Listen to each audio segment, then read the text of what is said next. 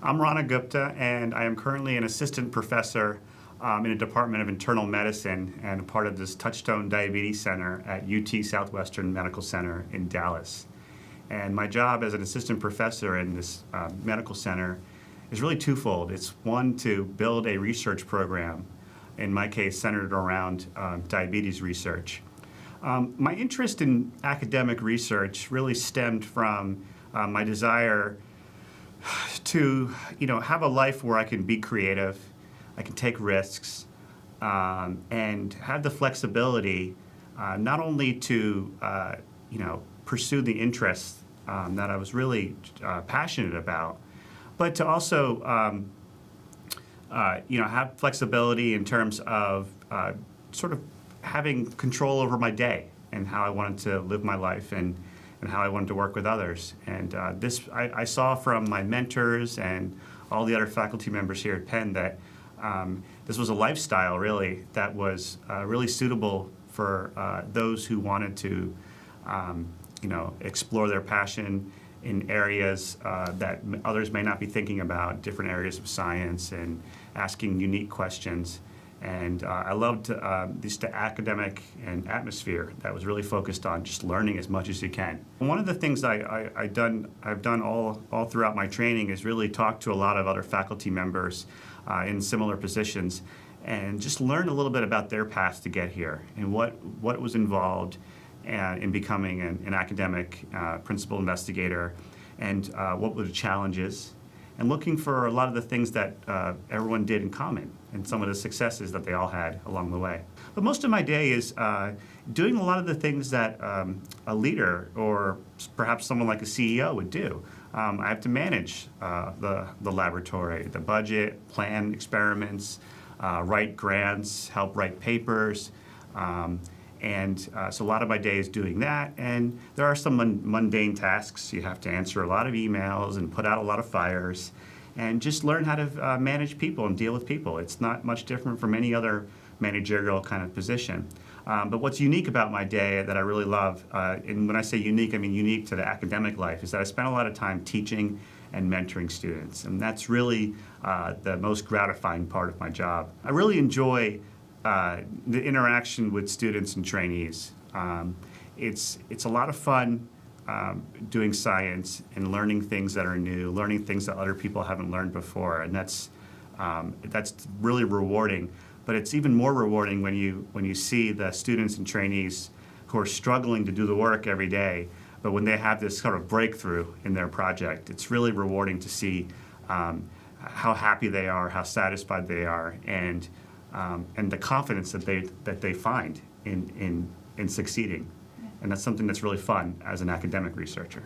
I think we're in difficult times in terms of science and academic science, in terms of finding funding, and for many investigators it is a struggle to make sure that we can keep all the trains moving, in terms of obtaining funds to fund the projects and further enhance our research. I think that's a struggle that we all have right now as academic scientists. What I realized, having been now an assistant professor for 4 or 5 years, what I realized is that to really make it as a leader of your own research program, there's a number of traits that you have to have. You have to be creative, right? And you have to be forward-thinking and willing to take risks. You have to be able to not focus on so much the questions that everyone else is asking, but think about what are the important questions that no one else is asking. And where is that sort of empty space that you can gravitate to scientifically? But to do that, you have to be willing to take a risk. You got to be persistent, patient, and you got to have some pretty thick skin. You got to be able to handle criticism, and you got to be able to sort of effectively communicate your ideas.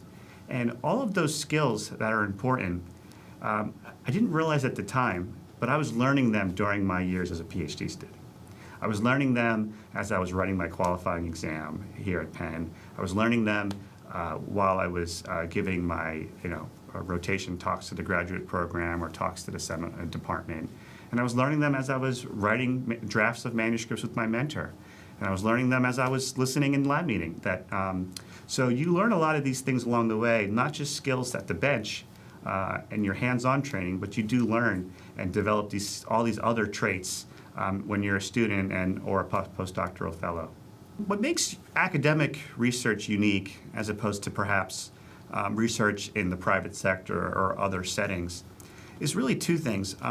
One is the ability to mentor and shape the next generation of students. I really think that's something that it's a big responsibility as an academic.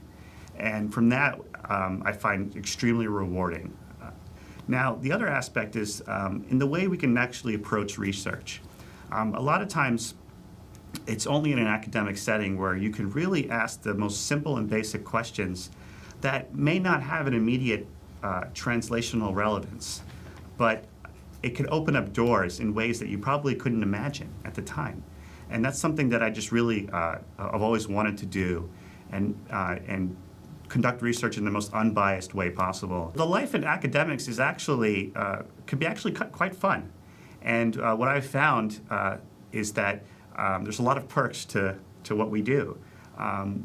Science is it's a global field, and we spend a lot of time traveling to other countries, other parts of this country, going to conferences, meeting with other scientists, and it's really a lot of fun to go to other countries, exchange ideas, and have also a really great time. And to me, that's a perk of what we do. We get to see the world. There's a lot of flexibility when you're in academics. A lot of the things that we do as researchers are not so regimented in such a way that we have to be here between 9 and 5. Sometimes we're here on weekends. Sometimes we're working in the middle of the night. A lot of times we're, have a little downtime. And it's not really that difficult, in contrast to what a lot of people think, to make time for your family. There is flexibility. If you work efficiently, you can still, be an active, in my case, a father, and spend a lot of time doing fun activities with your kids and being a dad. There's so many skills you need to acquire in order to make it as a successful principal investigator. A lot of them involving, being creative and learning how to manage people and manage budgets and deal with all of the small issues that come up. A lot of these things that we have to deal with as principal investigators are not things that we really were prepared for during our PhD training or our postdoc training. And I'm very fortunate, and others are too, that your training doesn't really stop when you become an assistant professor. At most institutions, and I'm particularly lucky at UT Southwestern, that you have other senior faculty that are there to help continue mentor you and get you on track to becoming a successful independent investigator. And if you look at a lot of the faculty members that are becoming independent and getting their own positions, like myself, there's a lot of traits in common. A lot of them are working in areas that are new and exciting and innovative. And what I encourage people to do is not tackle questions that everyone else is tackling, but think about some of the questions that haven't come up yet. Some important questions that perhaps not many people in the field are addressing, and think about what's going to be important down the road. One thing I always recommend is to start developing a track record in funding. The NIH does a really good job in providing training opportunities and training support through their F and K grant programs, their NRR state program, and their career transition programs. And these awards are a great way to not only provide financial support for students and trainees going forward, but really help them learn the process of writing grants, obtaining funding, and developing confidence. I encourage everyone to do a postdoctoral fellowship for a number of reasons. One is that it won't close any doors. It won't close any doors to pursuing any other opportunities or other career paths. And in fact, it may actually enhance your chances of pursuing another career path. When you're a postdoc, you continue to develop all those important skills that are really essential, not only for staying in academic science, but these are skills that you can take with you in any walk of life. The ability to be creative, solve problems, management skills, leadership skills. You cultivate those skills more and more as you become a postdoctoral fellow. And those are traits that you'd want to take with you no matter what field of work you ultimately get into.